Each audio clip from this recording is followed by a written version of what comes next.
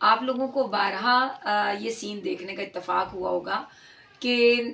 جب آپ گاڑی میں بیٹھے ہوں اور کسی سگنل پر گاڑی رکتی ہے تو چھوٹے چھوٹے بچے، کبھی خواتین اور کبھی خواجہ سرا جو ہیں وہ آپ کی گاڑی کے ارد گرد منڈلا رہے ہوتے ہیں اور آپ سے تقاضا کر رہے ہوتے ہیں کہ ان کی مدد کی جائے۔ بعض اوقات بہت سارے لوگ آپ سمیت ان کی مدد کر بھی دیتے ہیں اور بعض اوقات نہیں بھی کرتے۔ اس کے بعد اگر آپ مارکیٹ میں گئے ہیں یا کسی راستے پر چل رہے ہیں تو آپ کو جگہ جگہ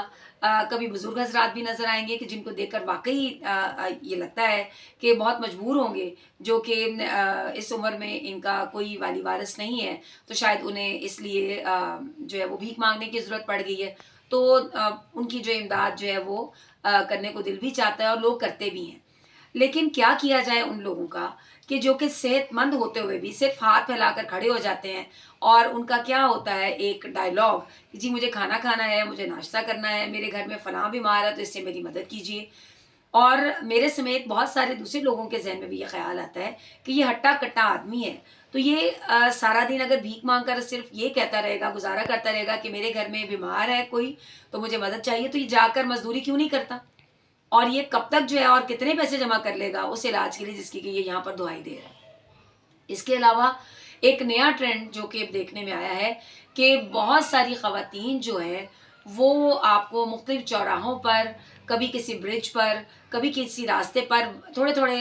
وقفے کے بعد کھڑی ہوئی نظر آتی ہیں۔ ان میں خواتین تو ہوتی ہی ہوتی ہیں، لیکن نوجوان لڑکیاں بھی ہوتی ہیں جنہوں نے نقاب پہنے ہوئے ہوتے ہیں اور وہ مدد کے لیے پکار رہی ہوتی ہیں، بھائی صاحب میری مدد کر دیں۔ خواتین کو یہ کم پکاریں گی، اور جو مرد حضرات ہیں ان کو جو ہے بھائی کہہ کر پکار کے اور مدد کے لیے جی یہ کہہ رہی ہوتی ہیں۔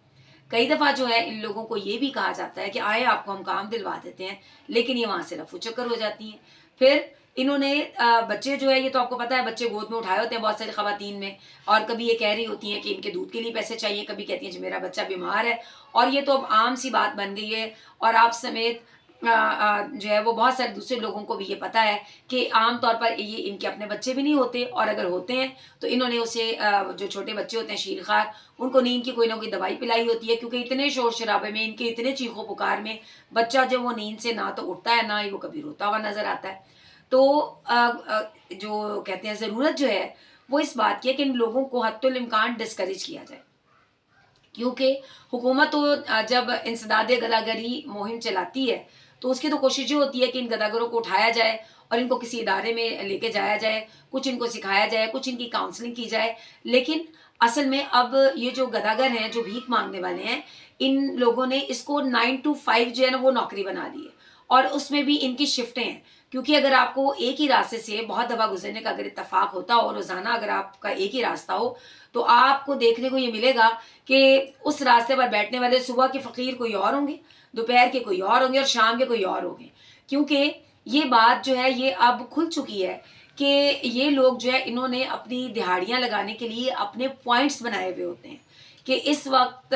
جو ہے فلاں وقت جو ہے فلاں شخص جو یہاں پر بیٹھے گا۔ اور کچھ لوگ ایسے بھی ہیں جو کہ آپ دیکھیں گے کہ جسمانی طور پر اس طرح معذور ہیں کہ سمجھ میں نہیں آئے گی کہ یہ یہاں پر پہنچے کیسے ہیں۔ تو ان کے بارے میں بھی اگر کبھی آپ کی نظر اتفاقاً پڑ گئی ہو کہ گاڑی آتی ہے یا کچھ لوگ ہوتے ہیں جو کہ ان کو اس جگہ پر چھوڑ جاتے ہیں اور مقررہ وقت کے بعد ان کو اٹھا کر وہاں سے لے جاتے ہیں، یعنی اب یہ ایک پوری طرح سے ایک کاروبار کی جو ہے نا وہ شکل اختیار کر گیا، یہ جو ہے بھیک مانگنے کا پیشہ۔ اس کو اب ان لوگوں نے اپنا ایک روزگار کا ذریعہ بنا لیا ہے کہ ہر روز کی آمدنی ان کو لگتا ہے کہ کمانے کا یہ آسان ذریعہ ہے، کون جو ہے پورا مہینہ کمائے اور پھر جو ہے وہ تنخواہ کے آنے کا انتظار کرے۔ خواتین ایسی بھی ہیں جو کہ واقعی صبح نکلتی ہیں، چاہے وہ سردی ہو یا گرمی ہو، ایک مقررہ وقت پر، اور پھر شام کو وہ اپنے گھر کے سودا سلف کے ساتھ اپنے گھر کو واپس لوٹتی ہوئی بھی نظر آتی ہیں۔ تو خدا کے لیے اصل جو حقدار ہیں ان کو پہچانے اور ان کی مدد کیجیے، نہ کہ ان لوگوں کے جو یہ درد مندانہ سی جو اپیل کر بیٹھتی ہیں ان کے پیچھے لگیں۔ کیونکہ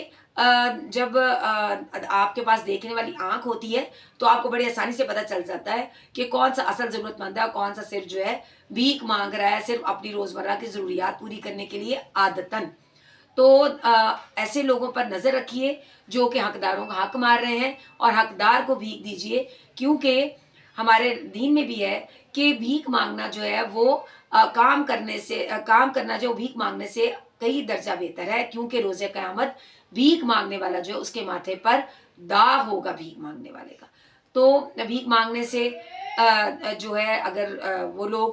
جو کچھ نہ کچھ کام کر سکتے ہیں تو کوشش کیجئے کہ ان لوگوں کو کوئی کام دلوایا جائے، لیکن بھیک مانگنے والے کی پہچان کیجئے کہ کون اصل ضرورت مند ہے اور کون عددن